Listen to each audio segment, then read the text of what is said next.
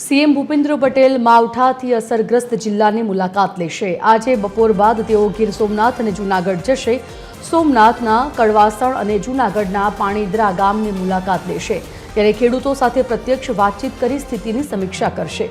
મુખ્યમંત્રી સાથે અન્ય 3 મંત્રીઓ પણ જોડાવાના છે।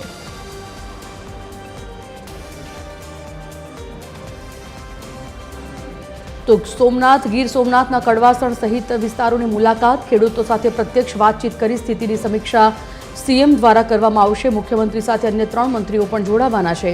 બપોર બાદ ગીર સોમનાથ અને જૂનાગઢ જશે અને ખેતી પાકને જે નુકસાન થયું છે કમોસમી વરસાદના કારણે એ પાકોના નુકસાની અંગે તેઓ સમીક્ષા કરશે અને ત્યારબાદ સરકાર દ્વારા ખેડૂતોને સહાય ચૂકવવા માટેની જાહેરાત કરવામાં આવશે।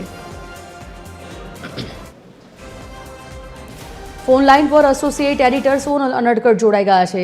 सोनल, मुख्यमंत्री आज विस्तार मुलाकात प्रत्यक्ष ए विस्तार ज्यां खेडूतोने व्यापक नुकसान पहुंच्यु छे खेती में कमोसमी वरसादना कारणे, शुं आयोजन, केवो कार्यक्रम?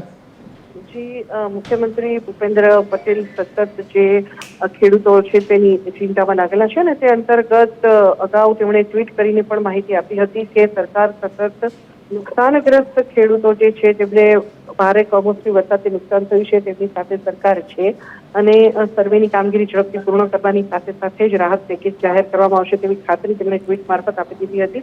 અને આજે વધુ એક વખત મુખ્યમંત્રી ખેડૂતોના સુધી પહોંચ્યા છે અને તેઓ આજે બપોર બાદ ગીર સોમનાથ અને જૂનાગઢ જિલ્લો કે જે સૌથી વધુ અસરગ્રસ્ત જિલ્લો ગણાય છે કમોસમી વરસાદથી ત્યાં મુલાકાત લેવાના છે। સોમનાથના કડવાસણ ગામે અને જૂનાગઢના પાણીદ્રા ગામની મુખ્યમંત્રી મુલાકાત લેશે અને ત્યાં ખેડૂતોને પોતે મળશે અને તેમની સાથે જાત નિરીક્ષણ ત્યાં કરશે, કયા પ્રકારનું નુકસાન થયું છે, કેવી પરિસ્થિતિ છે તેનો તાગ મેળવશે અને સાથે સાથે જે ખેડૂતો છે જે સ્થાનિકો છે તેમની સાથે તેઓ વાતચીત કરશે। તેમની સાથે અન્ય 3 મંત્રીઓ અર્જુન મોઢવાડિયા સહિતના જે 3 મંત્રીઓ છે તેઓ પણ તેમની સાથે આ જે મુલાકાત છે તેમાં જોડાવાના છે। આજે બપોર બાદ મુખ્યમંત્રી આ વિસ્તારોની મુલાકાત લેશે।